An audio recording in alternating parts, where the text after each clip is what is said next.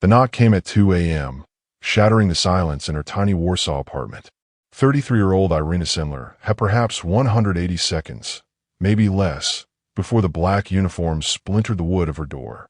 She rushed to the kitchen sink, frantically feeding flames with sheets of paper that held secrets capable of collapsing the entire Polish underground resistance. These papers documented her unimaginable achievement: the stealth evacuation of thousands of children from the deadliest place on earth. The Gestapo officer's heavy leather boots thumped against the stairwell cobblestones, a rhythmic, terrifying approach. Inside, the social worker moved with desperate speed. 3 minutes passed. Then the violent impact began. Wood groaned, then cracked. Within seconds, men in dark uniforms flooded the cramped space. They ripped apart cushions, overturned furniture, seeking evidence of treason against the Reich. What they failed to locate that night, the vital information that remained concealed, would eventually ensure the survival of over 2,500 Jewish lives. 2 miles separate Irena's apartment from an appalling reality: the Warsaw Ghetto. High brick walls topped with dangerous, jagged glass and coiled barbed wire caged approximately 380,000 Jewish residents within just 1.3 square miles of territory. This was not a confinement. It was a slow, systematic mechanism of annihilation.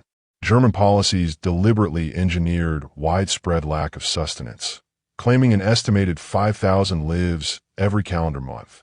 The rampant spread of infectious disease, particularly typhus, killed an additional 100 individuals each sunup. The city's children were the primary victims of this calculated cruelty. They were witnessed lying motionless on frozen pavements, their small abdomens painfully distended from severe hunger, subsisting on daily rations of merely 184 calories. The calculus of this devastation was brutally simple and completely terrifying. Without rapid, massive external intervention, every child trapped inside the ghetto walls would be dead within 18 months. Social welfare professionals, including Irena, compiled extensive reports. They made impassioned appeals for desperately needed caloric increases and medical supplies. Yet, the death rate continued its grim, inevitable ascent. 5,000 in January, 5,200 in February, and spiking to 5,600 by March. Every application for aid, every formal request for a minor compassionate adjustment to rations, was met with the same unfeeling final reply: denial. Then, in July 1942, the situation escalated beyond starvation. The occupying forces initiated mass deportations directed toward the Eastern Territories.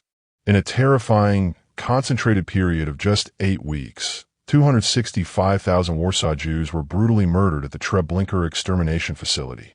The sprawling enclosure that had once confined close to 500,000 souls now held a fragile, desperate remnant of only 70,000 people.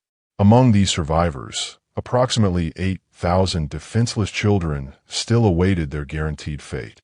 Irena possessed knowledge that few outside the highest levels of the resistance understood. The term relocation was a deadly euphemism. These weren't transfers to labor camps. They were irreversible, one-way journeys leading directly to chemical slaughter. She had personally reviewed the meticulous, horrifying reports smuggled through the underground channels. Treblinka was not a facility for coerced work. It was an industrialized death factory. Every sleepless night, she performed the same agonizing mental exercise. How many could she possibly extract from this lethal cage? 10, 20, perhaps 100 if she risked everything? As the Gestapo agents physically restrained her, dragging her down the creaking apartment stairs toward the cold horror of Pauillac prison's torture chambers, Irena Sendler could not know the true scale of her past deeds. She could not possibly grasp the astonishing, improbable total. Her seemingly ordinary laundry containers, unassuming toolboxes, and even repurposed body carriers had already secured freedom for well over 2,500 Jewish infants and older children. What else remained beyond her immediate awareness? She did not know that, carefully interred in a neighbor's backyard plot, hidden within robust glass containers beneath the sheltering branches of an old apple tree, resided the definitive registry of names.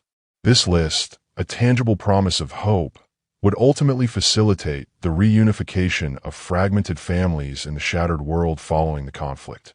Nor could she comprehend that her operational system, involving a specially trained canine, sedated vulnerable infants, and meticulously crafted fraudulent identities, represented the single most substantial, coordinated children's evacuation effort undertaken during the entire Holocaust era.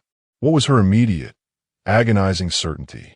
Only this: the German secret police had seized her, and under no circumstances, regardless of the physical pain inflicted, would she ever betray a single name. The impenetrable fortress. Warsaw, 1940. The inherent difficulty of the problem was rooted in its deliberate design. When the German forces erected the barrier and officially sealed the Warsaw Ghetto on November 16, 1940, they effectively fabricated a catastrophic human containment system. The population density reached an unthinkable level: 7.2 individuals packed into a single room. Before the invasion, these specific urban blocks comfortably housed only 80,000 residents. Now, the same space suffocated 380,000 victims. Dr. Israel Milikowski meticulously recorded the emerging medical crisis. He documented, "We are unwilling witnesses to the systematic eradication of an entire demographic group through the calculated, prolonged exposure to severe nutritional deficit. The rations imposed by the German authority furnished a meager, completely inadequate 184 calories per day, barely 1/10 of the essential energy required for fundamental human survival. Children's frail bodies began consuming their own muscle tissue and internal organs simply to maintain life functions. Typhus, carried by ubiquitous lice, surged uncontrollably throughout the pestilential, crowded tenements. The confining walls stood 10 feet high, formidable and unforgiving, often capped with fragments of broken glass and sharp, twisted barbed wire. German sentries maintained continuous patrols, operating under explicit directives to shoot any person attempting to flee. What was the penalty for stepping outside the boundaries of the ghetto? Instant execution. What was the punishment for a Polish civilian attempting to facilitate an escape? Immediate execution. And the consequence for concealing just one Jewish person?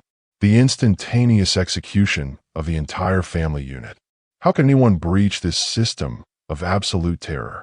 Controlled access was restricted to just 3 main gates. Every single individual, every moving vehicle, and every delivery parcel was subjected to rigorous, unforgiving inspection protocols. Guards utilized specialized dogs, deliberately trained to identify concealed cavities and hidden persons within packages or structures. Arbitrary, sudden searches tore apart legitimate deliveries, discouraging any attempts at external aid. The Jewish Council, the Judenrat, attempted the strategy of formal negotiation. Adam Cherniakow, the council's chairman, formally petitioned Ludwig Fischer, the governor of the Warsaw District, advocating for necessary increases in food supplies. Fischer's non-committal reply was formally logged, then entirely disregarded. February 1941. Cherniakow tried once more. Rejected. May. Another petition was submitted. Denied. The identical, futile pattern repeated monthly. Requests were filed in painstaking detail, yet no additional aid was ever delivered. This pattern was not the result of administrative error. It was deliberate policy, a weapon used for mass murder. Polish social welfare agencies provided comprehensive, data-driven reports detailing the catastrophic levels of child malnutrition and projecting devastating future mortality statistics.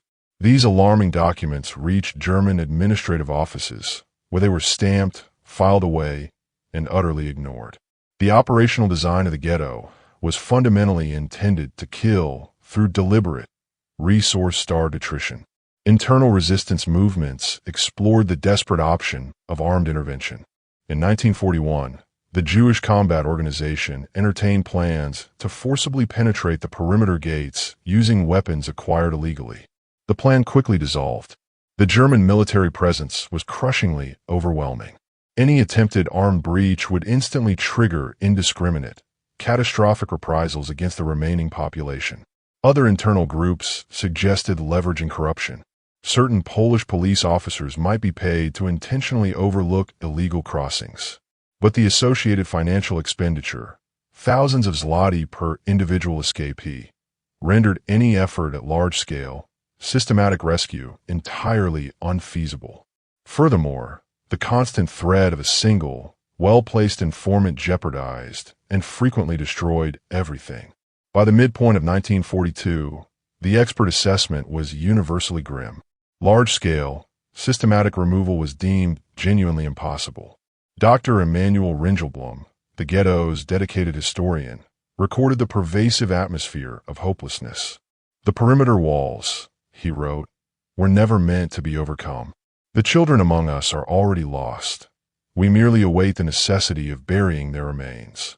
The Zagota Council of the Polish Underground, formally constituted in December 1942 explicitly to offer assistance to endangered Jews, faced the same insurmountable terror. Even if they managed to spirit children out, where exactly could these vulnerable souls be placed? Hiding a Jewish child demanded an extraordinary level of preparation. Expertly forged identity papers, courageous Polish families willing to hazard immediate execution, and a sustained, long-term financial support network. This vital infrastructure simply did not exist.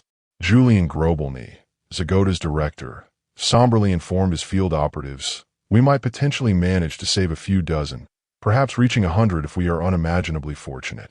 Then, in July 1942, the horrifying major deportation commenced. Daily trains departed, each vehicle loaded with an estimated 5,000 to 7,000 people bound for Treblinka. Within a span of only 8 weeks, 265,000 Warsaw Jews were brutally eliminated. The remaining children seemed to possess zero avenues for survival. They were trapped. The doctor's daughter, Irena Sendler, possessed no remarkable status or background. Born on February 15, 1910, she was the offspring of Stanislaw Krzyzanowski, a rural medical practitioner who famously extended free treatment to impoverished Jewish residents during a deadly typhus epidemic and tragically succumbed to the disease himself. His final, guiding words to his daughter were a moral imperative. If you witness another person drowning, you must plunge and save them, even if you yourself are incapable of swimming. She lacked formal military training.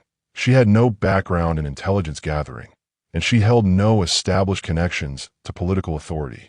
When Germany invaded Poland in September 1939, she was merely a 29-year-old social worker. Her professional qualifications consisted of a literature degree and an administrative position processing applications for welfare assistance. Her most notable act of pre-war dissent involved choosing to sit intentionally alongside Jewish students relegated to segregated ghetto benches within the university lecture halls. Nothing in her history indicated the potential for heroic action on a massive, industrial scale. When the confinement was established in October 1940, her professional role persisted.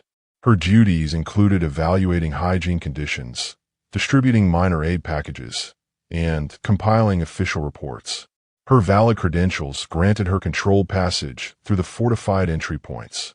She traversed those congested, disease-ridden avenues every day. She saw the faces of the children. In May 1942, Irena observed a mother tenderly cradling her 4-year-old boy as he slipped away. Typhus infection had relentlessly consumed his small body. There were no medications, no available hospital beds, absolutely no remaining hope. The mother's desperate gaze conveyed an unspoken query. Is there anything you can do to save him? The logical, legal response should have been an immediate refusal. Unauthorized removal of any resident carried the swift, certain penalty of death. German guards scrutinized every movement, every item, every vehicle. The probability of success was statistically negligible. But at that moment, a profound shift occurred in Irena's strategic perception. A simple, elegant realization dawned. The Germans were anticipating large-scale breach attempts, truckloads of escaping adults, coordinated armed assaults, massive payoffs to high-ranking officials. Their extensive security apparatus was explicitly designed to neutralize these major scenarios. But what if the method of rescue were intentionally not large-scale? What if she managed to extract just one child this week, then another single child the following week. What if she repurposed the mundane tools of her legitimate job?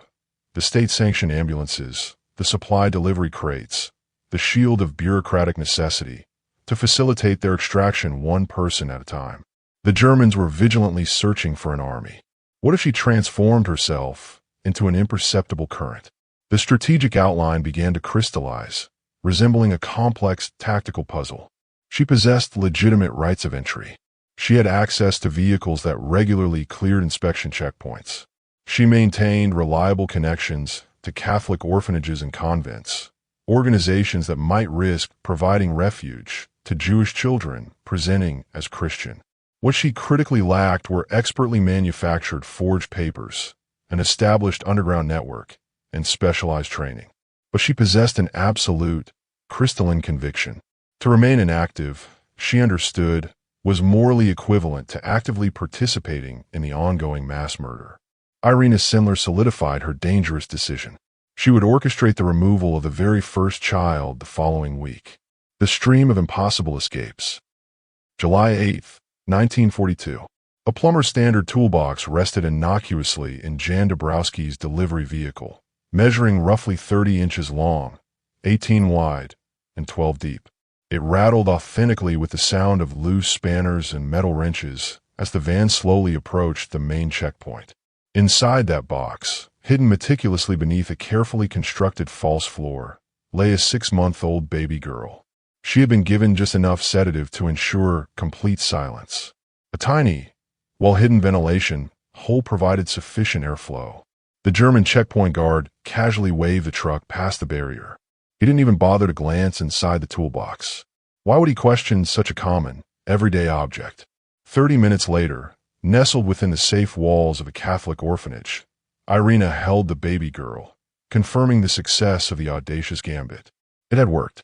This operation constituted a violation of every German law concerning the occupied territory, removing Jewish individuals from the guarded perimeter, death penalty, manufacturing fraudulent documents, death penalty, concealing a Jewish person, execution for the entire family of the rescuer. Irena was entirely unmoved by these threats. Her only focus was the moral accounting. Her rescue workshop evolved into an efficient network, carefully assembled through guarded, whispered conversations. Jan Dabrowski secured access to the required vehicles. WWII Troska specialized in locating and vetting the crucial hiding locations. Irena Schultz meticulously crafted the necessary false medical documentation. Helena Sesko tirelessly recruited and trained Polish Catholic families willing to assume the immense risk. They pioneered simple yet profoundly effective techniques. 1.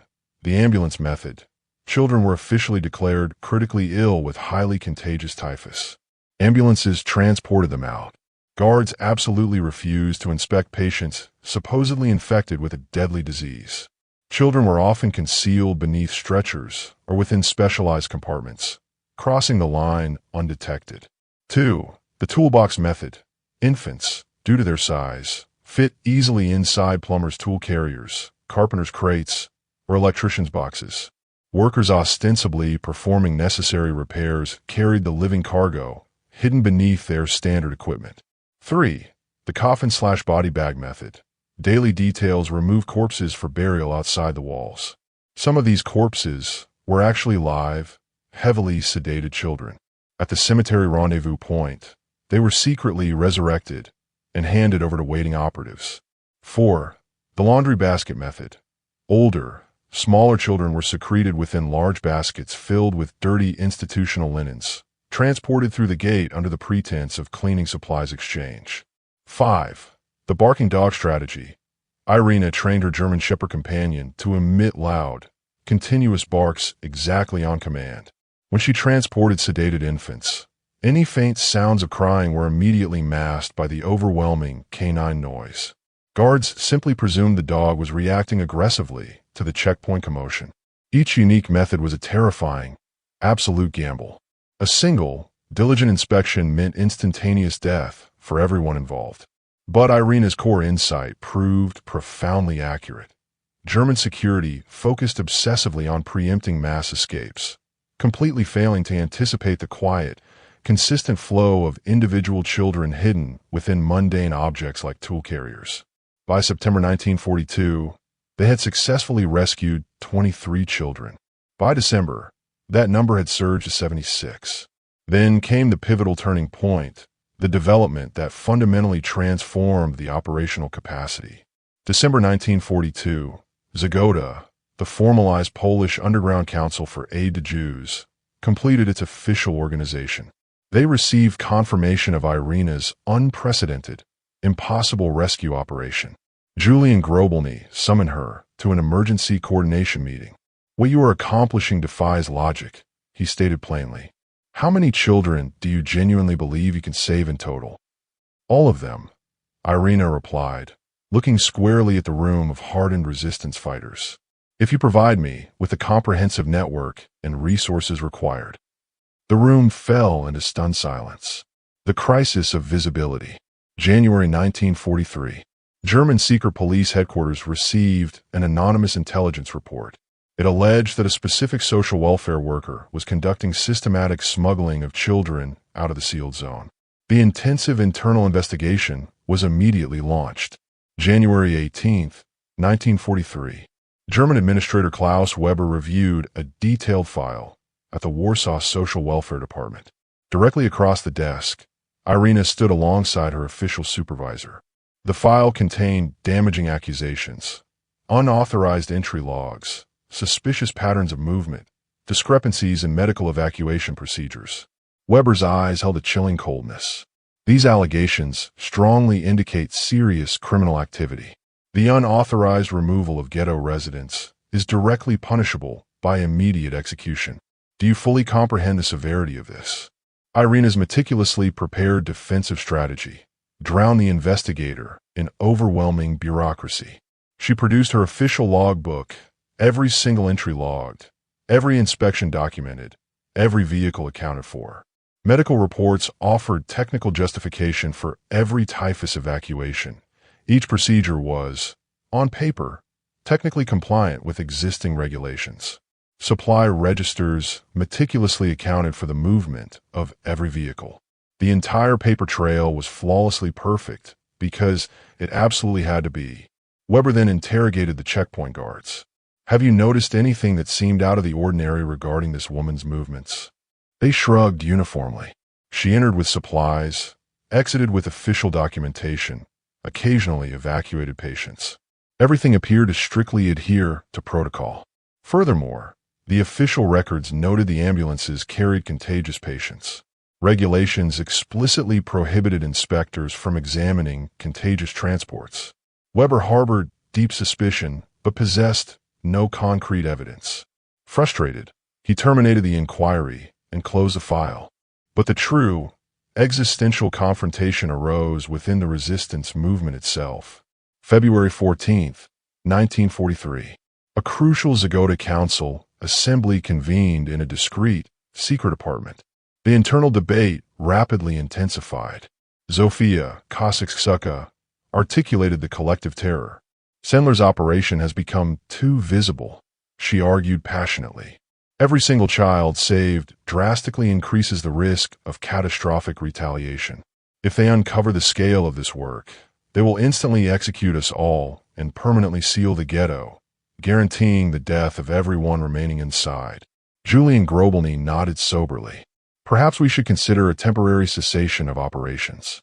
We must preserve the invaluable infrastructure we have established.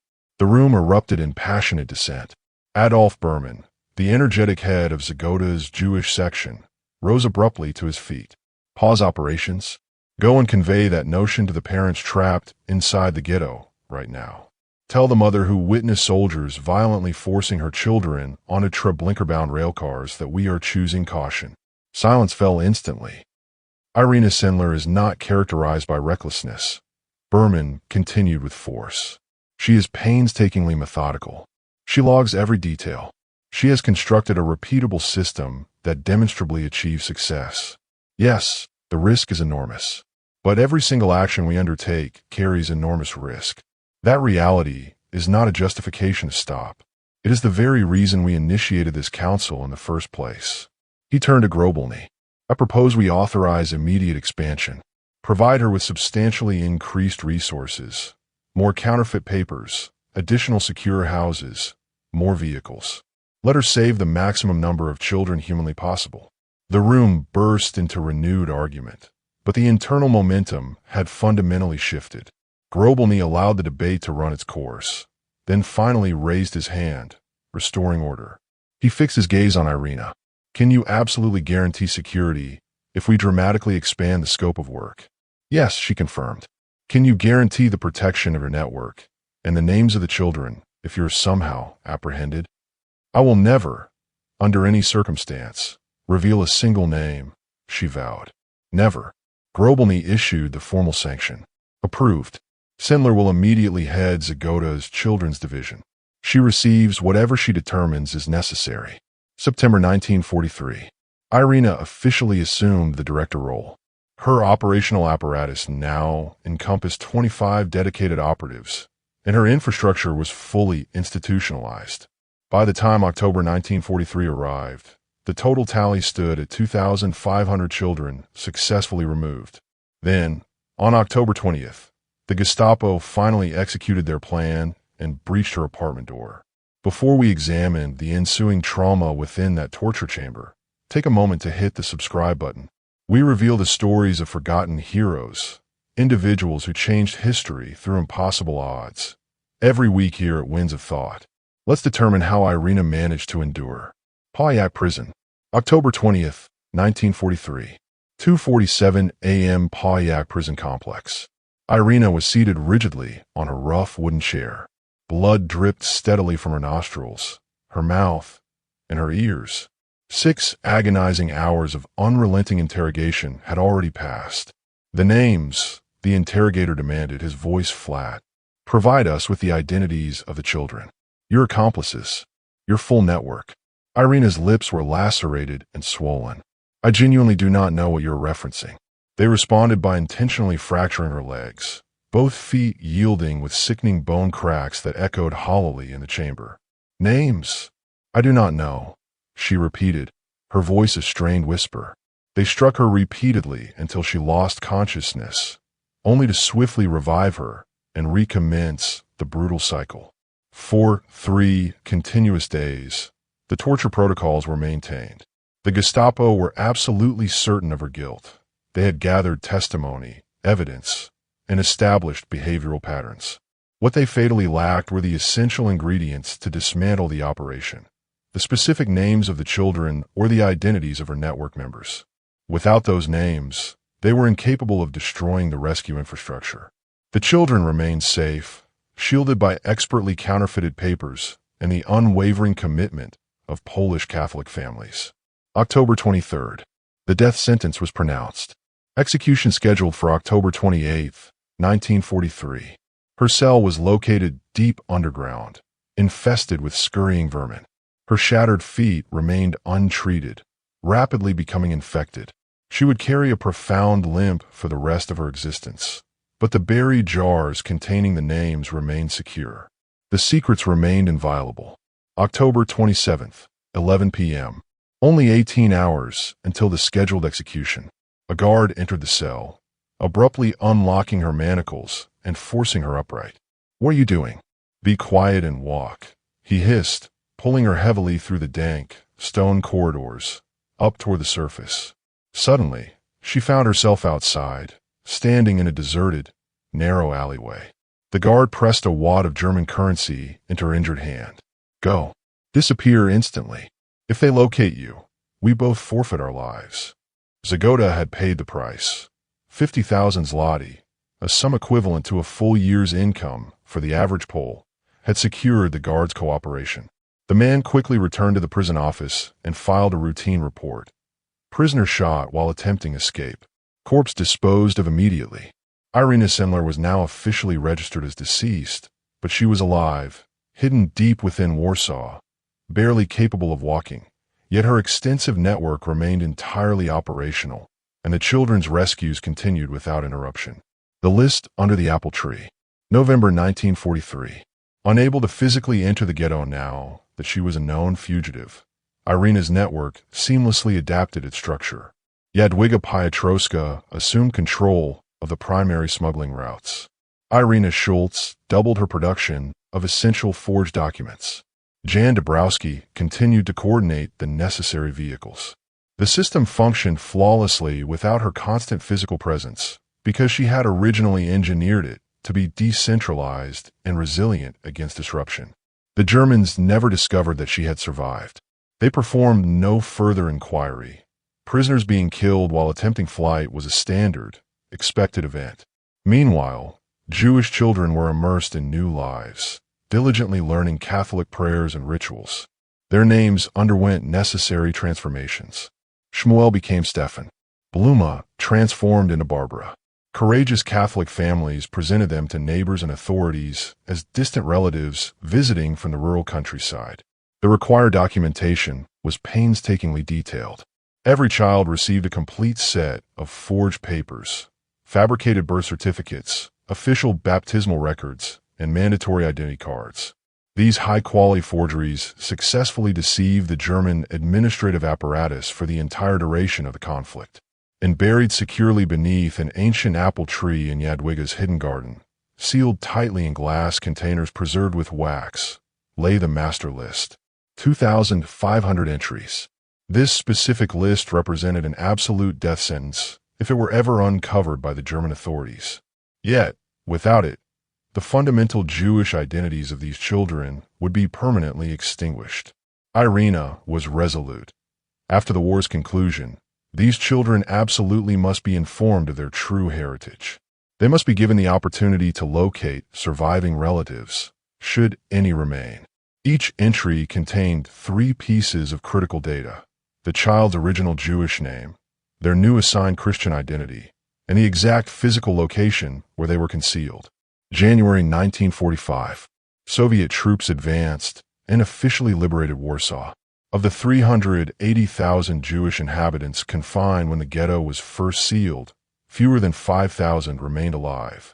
The vast majority had perished from starvation before the deportations began. 265,000 were murdered at Treblinka. The remaining 50,000 died tragically during the Warsaw Ghetto, uprising, or subsequent waves of forced deportation. An entire community had been erased from existence. But in Jadwiga's quiet garden, the 2,500 names represented a shattering, impossible truth. 2,500 Jewish children had somehow defied the death machine and survived. April 1945. Irena's team carefully exhumed the containers. The paper had yellowed with time, some of the ink slightly blurred by dampness, but the names remained clearly readable. The process of reunion commenced, slow and complex. They used resources like the Red Cross, placed small newspaper advertisements, and coordinated efforts with Jewish aid societies diligently searching for any remaining survivors. The sad reality was that most of the children were now orphans. Parents had died at Treblinka. Grandparents had perished inside the sealed ghetto. Many of the young children had no conscious memory of ever being Jewish. But some miraculous reunions did occur. A handful found surviving aunts, uncles, or cousins who had somehow endured the brutality of the labor camps. Elżbieta Fikowska, who was smuggled out as a 6-month-old infant concealed in a toolbox, met her biological extended family decades later. A small, distinctive silver spoon, carefully hidden by her mother before the rescue, became the physical confirmation connecting Elżbieta to her lost past. The scale of this achievement remains astonishing. Before we consider the ultimate legacy, if you feel more people should learn about this courageous woman, I encourage you to hit the like button now and subscribe to Winds of Thought. The Justification of Existence. May 12, 2008. Warsaw. Irena Sendler passed away peacefully at the age of 98. The extraordinary woman responsible for rescuing 2,500 children lived the decades following the conflict in near-total obscurity. Communist Poland, inherently suspicious of anyone involved in the non-communist underground resistance, subjected former Zagota operatives to harassment and surveillance. Irena worked various simple, often low-paying jobs, resided in a modest apartment, and bore a permanent, unmistakable limp resulting from the torture. She never once sought public acknowledgement or praise. Her recurring private sentiment was always, "I should have achieved more. I regret that I was unable to save a greater number of lives." Her global rediscovery originated not in historical archives, but in the unassuming setting of Uniontown High School in Kansas. Teacher Norm Connard assigned a unique historical research project: locate and document an unsung hero of the Holocaust. 3 female students, Megan Stewart, Elizabeth Cambers, and Sabrina Coons, stumbled upon an obscure historical footnote. Irena Sendler saved 2,500 Jewish children. They were deeply skeptical. More lives saved than Schindler? They launched an intensive investigation, verified the story's authenticity, and stunningly confirmed that she was still alive. They proceeded to write a theatrical piece titled Life in a Jar, performing it initially at a local level, then nationally. The story disseminated globally. The students journeyed to Warsaw and met Irena. She looked at these American teenagers and said, "Young people, every single child whose life was spared through my efforts serves as the justification for my existence here on earth. It is not a claim to glory." Formal recognition eventually arrived. In 2003, she received the Order of the White Eagle, Poland's premier decoration. In 2007, she received a nomination for the Nobel Peace Prize. In 2008, weeks before her death, she was officially declared a national hero. At her final service, Israeli diplomats stood alongside Polish officials, joined most critically by the presence of the children, now elderly individuals, whose lives she had restored. Elżbieta Fikowska delivered the powerful eulogy. She functioned as her second mother. She gifted us life on 2 distinct occasions, once through birth and once through her act of rescue. The profound influence of her actions ripples far beyond the initial 2,500 children. Those children grew up to have their own children. Those grandchildren have subsequently raised families. Today, conservative estimates suggest approximately 10,000 people are alive due to the existence of laundry containers, plumbers' toolboxes, and the distraction provided by a loudly barking dog. When questioned why she risked literally everything she had, Irena consistently cited her father's ethical guidance. If you see someone drowning, you do not inquire if they possess swimming ability. You simply leap into the water and offer assistance. The glass jars that preserve those vital identities are now respectfully displayed at Yad Vashem in Jerusalem. They stand as enduring symbols of something the Nazi regime fundamentally failed to grasp. You possess the power to construct imposing walls, enforce execution sentences, and systematically orchestrate industrial slaughter. But you remain utterly incapable of stopping one singularly determined individual armed with a mere toolbox and the absolute conviction that the life of one child holds infinite worth. Irena Sendler provided undeniable proof that courage does not necessitate professional credentials. Sometimes, all it requires is a committed social worker who simply resolves that the impossible is not a valid excuse for inaction. Her definitive legacy: every child whose life was saved constitutes the absolute justification of my existence. I regret that I could not preserve more.